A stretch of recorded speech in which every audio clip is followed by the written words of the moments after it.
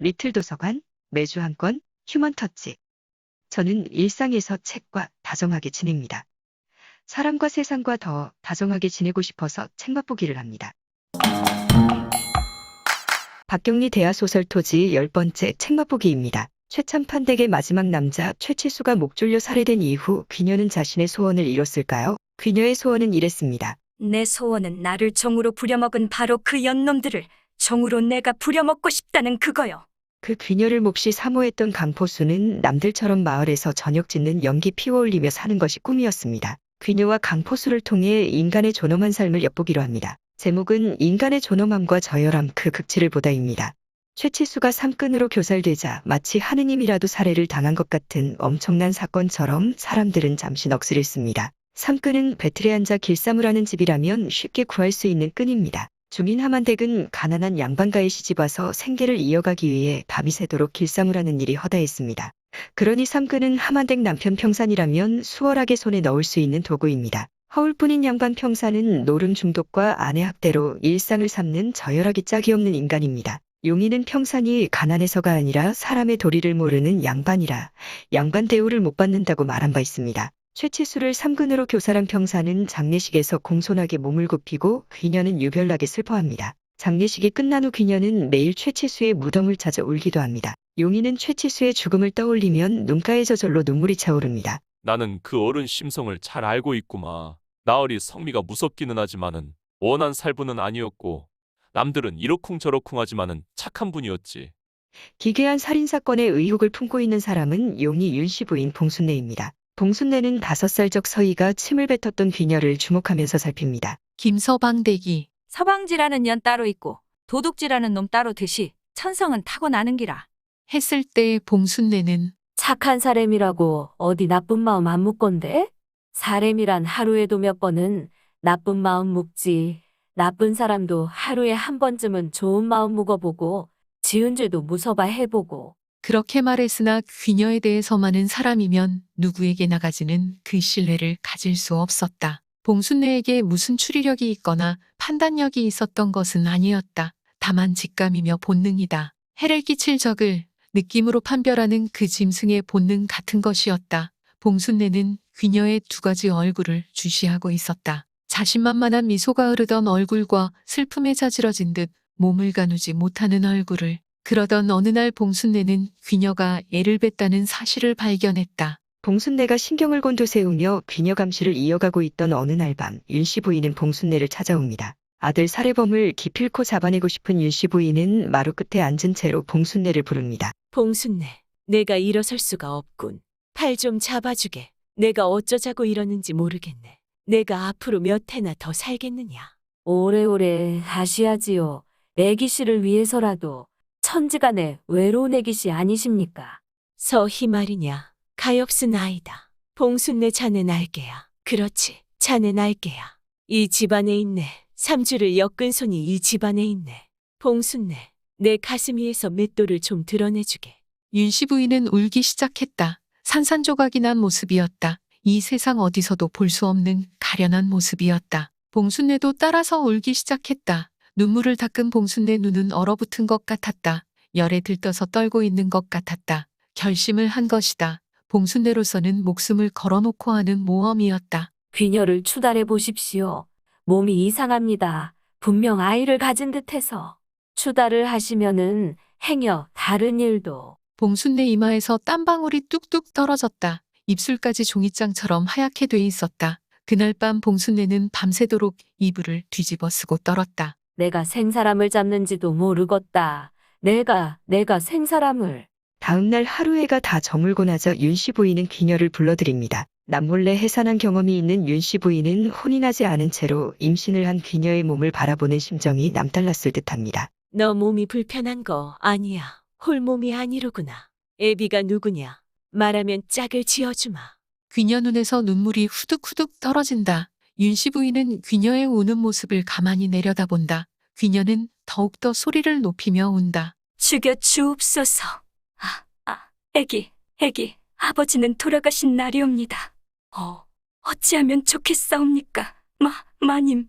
윤씨 부인은 자리에서 벌떡 일어섰다. 귀녀는 얼굴을 들어 윤씨 부인을 본다. 잿빛이 된 윤씨 부인의 얼굴, 죽은 사람의 얼굴, 그 얼굴 위에 미소가 흐르고 있었다. 누구 없느냐? 사머리가 달려왔고 김서방도 달려왔다. 인연을 끌어내어 고방에 가두어라. 귀녀가 울부짖는다. 악을 썼다. 발광을 하며 연신 울부짖었다. 감히 니에게 내 몸에 손대지 마시오. 마님, 이럴 수는 없습니다. 마님, 어쩌려고 이러십니까? 최씨 가문의 핏줄을 이 몸이 받았거늘 무슨 죄 있다고 이러십니까? 고방에 가두어진 채 사흘낮 사흘밤을 귀녀는 찬물 한 모금을 마시지 못했다. 밤낮 없이 물을 청하던 그 처참한 목소리도 들리지 않게 되었을 때 새벽녘 윤씨 부인은 고방에 들어섰다. 인연, 너가 내 아들을 죽였구나. 내 아들이 생산 못하는 몸인 줄 너는 몰랐더냐. 너 혼자 죽어서는 억울할 게다. 안 그렇느냐? 아이 애비는 누구냐? 귀녀는 칠성이 이름을 말했고 칠성이는 끌려왔습니다. 살해에 직접 가담하지 않은 칠성이는 이미 범행이 탄로난 것을 알아채고 귀녀 평산과 공모한 사실을 술술 자백했습니다. 그런데 붙잡혀온 평산의 모습은 전혀 달랐습니다. 평산은 자신이 저지른 범죄에 대해 승복하지 않았습니다. 평사는 처음부터 고래고래 소리를 질렀다. 소리를 지름으로써 스스로 자신의 묘를 판다는 사실까지 있고 그것은 일종의 발광이었다. 명색이 양반인데 이런 모함을 받는 것은 조상한테 벨라치 없으며 자손들에게 한을 남기는 일인즉 윤씨 부인은 일월같이 살펴서 종년과 상놈에 그욕된 범죄의 자리에서 자신을 풀어내라고 되풀이 지치지도 않고 외치는 것이었다. 읍내 관하로 옮겨진 후에도 평사는 양반의 후회임을 내세우며 범행 떠넘기기에 안간힘을 씁니다. 양반이 어찌 비천한 계집과 공모하여 살해하였을 것인가라며 평사는 당당하게 큰소리치다가도 형틀에 묶이면 내가 무서워서 자신이 최치수를 죽였노라고 실토합니다. 형틀에서 풀려나면 또다시 양반인 자신은 살인죄와 무관하다며 억울함을 늘어놓습니다. 자신이 지은 죄로부터 한사코 달아나려는 졸렬한 양반 평산과 달리 노비 귀녀는 자신의 죄를 꼿꼿하게 시인합니다. 문초가 있을 때 귀녀의 목소리는 항상 또랑또랑했으며 범행을 부인한 일이 없었다. 모든 것을 숨김없이 말하였다. 다만 칠성이를 살인에 관여한 공모자로 진술하는 것만은 사실과 달랐다. 칠성이는 억울하여 몸을 솟구쳤지만 귀녀는 싸늘하게 흘겨보았다. 이놈아, 나는 니를 끌고 가야겠다. 배곡 같은 내 몸을 무력 하나로 짓밟은 내 놈을 살려두고 내가 갈 성싶으냐. 어림없다. 어림없어. 평상과 칠성이는 얼마 후 처형되었다. 거두어주는 사람 없는 그 시체는 황량한 들판에서 썩었고 야생경과 까마귀의 밥이 되었다. 귀녀는 임신한 몸이어서 해상까지 형의 집행은 연기되었다. 강포수는 최참판댁에서 살인사건이 일어난 사실을 깜깜하게 모릅니다. 그녀가 옥중에서 해산을 기다릴 때도 강포수는 강원도에서 사냥을 하고 있었습니다. 멧돼지의 선부를 마친 명포수로서의 흔들리는 정체성에다가 그녀를 향한 사무친 점을 어쩌지 못해 사냥질만 거칠게 해댔습니다. 그러던 어느 날 새끼배 남사슴을 쓰러뜨린 후 정신을 차리고 지리산으로 돌아가기로 마음을 먹습니다. 쓰러진 남사슴이 강포수에게 어떤 영감을 주었던 것일까요?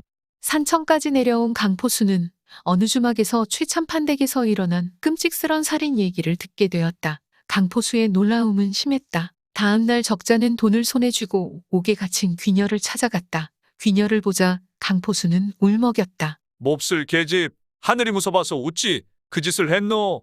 이 무상한 계집아, 제 재물이 뭐라고 그 짓을.